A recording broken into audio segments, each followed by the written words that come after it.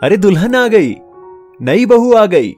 Car के दरवाजे पर रुकते ही शोर समझ गया। अजय की मां, जल्दी आओ, किसी ने आवाज लगाई। बहू का स्वागत करो, अरे भाई गीत गाओ। अजय की मां राधा देवी ने बेटे बहू की अगवानी की।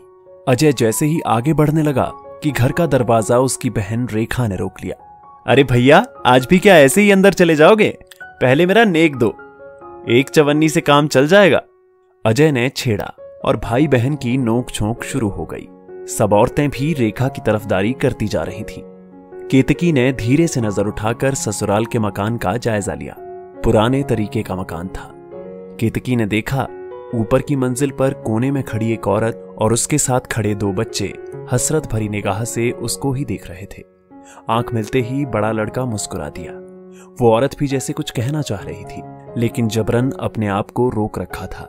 तभी छोटी बच्ची ने कुछ कहा कि वो अपने दोनों बच्चों को लेकर अंदर चली गई। और तभी रेखा ने कहा, अरे भाभी अंदर चलो, भैया को जितनी जल्दी लग रही है आप उतनी ही देर लगा रही हैं। केतकी अजय के पीछे पीछे घर में प्रवेश कर गई। करीब 15 दिन बीत गए। केतकी ने आते जाते कई बार उस औरत को देखा जो देखते ही मुस्कुरा देती, पर बात नहीं करती थी। कभी केतकी बात करने की कोशिश करती तो वो जल्दी जल्दी हाँ ना में जवाब देकर या फिर हंसकर टाल जाती। केतकी की समझ में नहीं आता कि आखिर माजरा क्या है, लेकिन धीरे धीरे टुकड़ों टुकड़ों में उसे जानकारी मिली कि वो औरत उसके पति अजय की चाची है, लेकिन जायदाद के झगड़े को लेकर उनमें अब कोई संबंध नहीं है। जायदाद का बंटवारा देखकर केतकी को लगा कि उसके ससुर के हिस्से में एक कमरा ज्यादा ही है। फिर क्या चाची जी इस कारण से शादी में शामिल नहीं हुई, या फिर उसके ससुर ने ही उनको शादी में निमंत्रण नहीं दिया? पता नहीं कौन कितना गलत है, उसने सोचा। एक दिन केतकी जब अपनी सास राधा के पास फुर्सत में बैठी थी तो उन्होंने पुरानी बातें बताते हुए कहा, तुम्हें पता है मैं इसी तरह चाव से एक दिन कमला को अपनी देवरानी नहीं बहू बनाकर लाई थी। मेरी सास तो बिस्तर से उठ ही नहीं सकती थी। वे तो जैसे अपने छोटे बेटे की शादी देखने के लिए ही जिंदा थी। शादी के बाद सिर्फ 1 माह ही तो निकाल पाई। मैंने सास की तरह ही इसकी देखभाल की, और देखा जाए तो देवर प्रकाश को मैंने अपने बेटे की तरह ही पाला है। तुम्हारे पति अजय और प्रकाश में सिर्फ 7 साल का अंतर है। उसकी पढ़ाई लिखाई, काम धंधा, शादी ब्याह सब कुछ मेरे प्रयासों से ही तो हुआ, फिर बेटे जैसा ही तो हुआ। राधा ने केतकी की ओर समर्थन की आशा में देखते हुए कहा। हाँ बिल्कुल, केतकी ने आगे उत्सुकता दिखाई। वैसे शुरू में तो कमला ने भी मुझे सास के बराबर आदर सम्मान दिया, और प्रकाश ने तो कभी मुझे किसी बात का पलट कर जवाब नहीं दिया। वे जैसे अतीत को अपनी आंखों के सामने देखने लगी। लेकिन बुरा हो इन मोहल्ले वासियों का, किसी का बनता घर किसी से देखा नहीं जाता ना। और ये नादान कमला भी उन्हीं की बातों में आकर बंटवारे की मांग कर बैठी।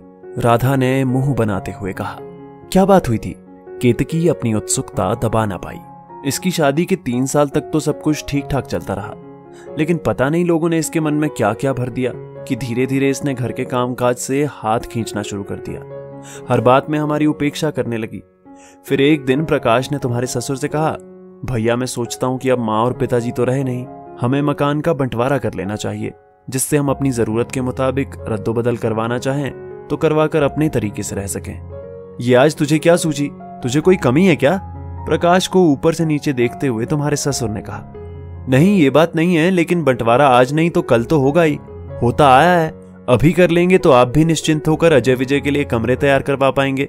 मैं अपना गोदाम और दफ्तर यहीं बनवाना चाहता हूँ, इसलिए यदि ढंग से हिस्सा हो जाए तो।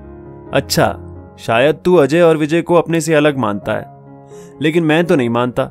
मैं तो तुम तीनों का बराबर बंटवारा करूंगा, और वो भी अभी नहीं। ये आप अन्याय कर रहे हैं भैया। प्रकाश की आंखें भर आई और वो वहां से चला गया। बाद में काफी देर तक उनके कमरे से जोर जोर से बहस की आवाजें आती रहीं। खैर, कुछ दिन बीते और फिर से वही बात। अब बात बात में कमला कुछ भी कह देती, कामकाज में भी बराबरी करती। घर में तनाव रहने लगा। बात मर्दों की बैठक से निकलकर औरतों में आ गई। घर में चैन से खाना पीना मुश्किल होने लगा, तो मोहल्ले और रिश्ते के 5 बुजुर्गों को बिठा के हमने फैसला करवाने की सोची। प्रकाश कहता है कि मुझे आधा हिस्सा दे दो। हम कहते थे कि हमने तुम्हें बेटे की तरह पाला है, तुम्हारी पढ़ाई लिखाई शादी ब्याह सभी हमने किया है, हम 3 हिस्से करेंगे। लेकिन जब बंटवारा हो गया तो अब इस तरह से संबंध ना रखने का क्या तुक है? केतकी ने पूछ ही लिया। रोज रोज की किटकिट से मन खट्टा हो गया हमारा। इसलिए जब बंटवारा हो गया तो हमने तय कर लिया कि उनसे किसी तरह का संबंध नहीं रखेंगे। राधा ने बात साफ करते हुए कहा। लेकिन शादी ब्याह जन्म मृत्यु में आना जाना भी? अब ये तो उनकी मर्जी। अच्छा बताओ, तुम्हारी शादी में कामकाज के बाबत पूछना, शामिल होना क्या उनका कर्तव्य नहीं था? लेकिन प्रकाश तो शादी के 3 दिन पहले अपने धंधे के सिलसिले में बाहर चला गया, जैसे उसके बिना काम चलेगा ही नहीं। राधा ने अपने मन की भड़ास निकाली। आपने उनसे आने को तो कहा होगा ना? अच्छा, राधा ने मुंह बिचकाया। जिसे मैं घर में लाई उसे न्योता देने जाऊंगी? कल विजय की शादी में तुमको न्योता दूंगी, तब तुम आओगी। केतकी को लगा अब पुरानी बातों पर आया गुस्सा कहीं उस पर ना निकले। वो धीरे से बोली, मैं चाय का इंतजाम करती हूं। केतकी सोचने लगी कि कभी चाची से बात करके ही वास्तविक बात पता चलेगी। उसने चाची और उनके बच्चों से संपर्क बढ़ाना शुरू किया। जब भी उनको देखती 1-2 मिनट बात कर लेती। एक दिन तो कमला ने कहा भी, तुम हमसे बात करती हो, भैया भाभी कहीं नाराज हो गए तो? आप भी कैसी बात करती हैं, वे भला क्यों नाराज होंगे? केतकी ने हंसते हुए कहा। अब केतकी ने दृढ़ निश्चय कर लिया कि एक दूसरे के मन पर जमा मैल हटाना है। इसलिए एक दिन सास से बोली, चाची जी कह रही थी आप कढ़ी बहुत बढ़िया बनाती हैं, कभी मुझे भी खिलाइए ना। इसी तरह केतकी कमला से बात करती तो कहती, माँ जी कह रही थी कि आप भरवा बैंगन बहुत बढ़िया बनाती हैं। कहने की जरूरत नहीं कि ये बातें वो किसी और के मुंह से सुनती, पर सास को कहती तो चाची का नाम बताती, और चाची से कहती तो सास का नाम बताती। वो जानती थी कि अपनी प्रशंसा किसे अच्छी नहीं लगती, फिर अगर वो अपने दुश्मन के मुंह से हो तो दुश्मनी भी कम हो जाती है। इस तरह की बातों के जरिए केतकी एक दूसरे के मन में बैठी गलतफहमी और वैमनस्य को दूर करने लगी। एक दिन तो उसको लगा कि उसने गढ़ जीत लिया। हुआ क्या कि केतकी के नाम की चिट्ठी पिंकी लेकर आई और गैलरी से उसने आवाज लगाई, भाभी जी। केतकी उस समय रसोई में थी, वहीं से बोली, क्या बात है? आपकी चिट्ठी। केतकी जैसे ही बाहर आने लगी, पिंकी गैलरी से चिट्ठी फेंक कर भाग गई। जब उसकी सास ने ये देखा तो बरबस पुकार बैठी, पिंकी अंदर तो आ। तब केतकी को आशा की किरण ही नजर आई। उसे विश्वास हो गया कि अब दिल्ली दूर नहीं है। तभी राधा को बेटी की बातचीत के सिलसिले में पति और बेटी के साथ 1 हफ्ते के लिए बनारस जाना था। केतकी को दिन चढ़े हुए थे, इसलिए उन्हें चिंता थी कि क्या करें। पहला बच्चा है, घर में कोई बुजुर्ग औरत होनी ही चाहिए। आखिरकार केतकी को सब तरह की हिदायतें देकर वो रवाना हो गई। 3-4 दिन आराम से निकले। एक दिन दोपहर के समय घर में अजय और विजय भी नहीं थे। ऐसे में केतकी परेशान सी कमला के पास आई। उसकी हैरान परेशान हालत को देखकर कमला को कुछ खटका हुआ। क्या बात है, ठीक तो हो? पता नहीं, बड़ी बेचैनी हो रही है, सिर घूम रहा है। बड़ी मुश्किल से केतकी बोली, लेट जाओ तुरंत, बिल्कुल आराम से। कहती हुई कमला नीचे पति को बुलाने चली गई। कमला और प्रकाश उसे अस्पताल ले गए और भर्ती करा दिया। फिर अजय के दफ्तर फोन किया। अजय ने आते ही पूछा, क्या बात है? वो बदहवास सा हो रहा था, शायद चिंता से रक्तचाप बहुत बढ़ गया है। कमला ने जवाब दिया, मैं इसके पीहर से किसी को बुला लेता हूं, आपको बहुत तकलीफ होगी। अजय ने कहा, ऐसा है बेटे, तकलीफ के दिन हैं तो तकलीफ तो होगी ही, घबराने की कोई बात नहीं, सब ठीक हो जाएगा। प्रकाश ने अजय के कंधे पर हाथ रखकर कहा, बाकी जैसा तुम उचित समझो। वैसे डॉक्टर ने क्या कहा है? अजय ने चाचा से पूछा। रक्तचाप सामान्य हो रहा है, कोई विशेष बात नहीं है। केतकी को 2 दिन अस्पताल में रहना पड़ा, फिर छुट्टी मिल गई, पर डॉक्टर ने आराम करने की सख्त हिदायत दे दी। घर आने पर सारा काम कमला ने संभाल लिया।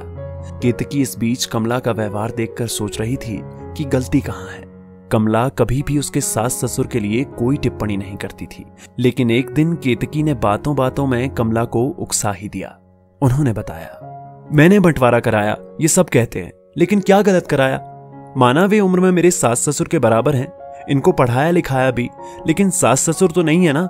यदि ऐसा ही होता तो क्या तुम्हारी शादी में हम इतने बेगाने समझे जाते? फिर यदि मैं लड़ाकी ही होती तो क्या बंटवारे के समय लड़ती नहीं?